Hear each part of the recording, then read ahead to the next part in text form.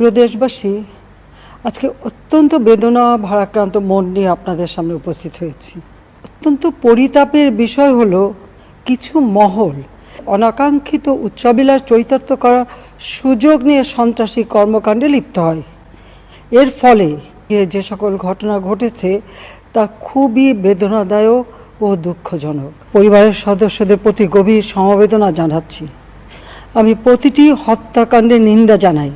অবশেষে দীর্ঘ ১.৫ বছর পর দিল্লি থেকে হাদি হত্যার ইস্যুতে ইউনূসের ষড়যন্ত্র নিয়ে অতীতের ভুলের জন্য ক্ষমা চেয়ে প্রকাশ্যে জাতির উদ্দেশ্যে এসে এবার যা বললেন সাবেক প্রধানমন্ত্রী শেখ হাসিনা। ৫ আগস্ট ছাত্র জনতার আন্দোলনের মুখে শেখ হাসিনা দেশ ছেড়ে ভারতে পালিয়ে যাওয়ার পর আওয়ামী লীগের অস্তিত্ব হুমকিতে পড়ে। কিন্তু এবার সম্প্রতি সামনের সারির জুলাই যোদ্ধা ইনকেলাব মঞ্চের মুখপাত্র শরীফ ওসমান হাদি হত্যার ঘটনায় আওয়ামী লীগকে সম্পূর্ণ দায়ী করা হয়েছে। ১৫ বছর একটানা শাসন করা জনপ্রিয় দল আওয়ামী লীগ আজ সেই প্রাচীন দল আওয়ামী লীগের অস্তিত্ব তলানিতে পৌঁছেছে।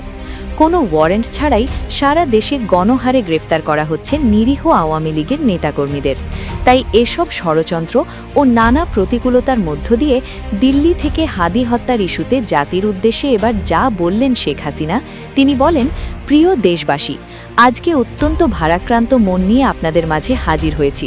অত্যন্ত পরিতাপের বিষয় হলো কিছু মহল অনাকাঙ্ক্ষিত উচ্চাভিলাষ চরিতার্থ করা সুযোগ বুঝে তারা হত্যাকাণ্ড ঘটিয়ে তারা আওয়ামী লীগের উপর সেই দায় চাপিয়ে দিচ্ছে এবং তারা সেই দায় চাপিয়ে বেশ সফল হয়েছে। তাই আপনারা এসব খুনিদের পাতা ফাঁদে পা দেবেন না এবং যে সকল ঘটনা ঘটেছে মানুষের হৃদয়ে অনেক রক্তক্ষরণ হয়েছে, যা খুবই বেদনাদায়ক ও দুঃখজনক। আমি হাদির পরিবারের সদস্যদের গভীর সমবেদনা জানাচ্ছি।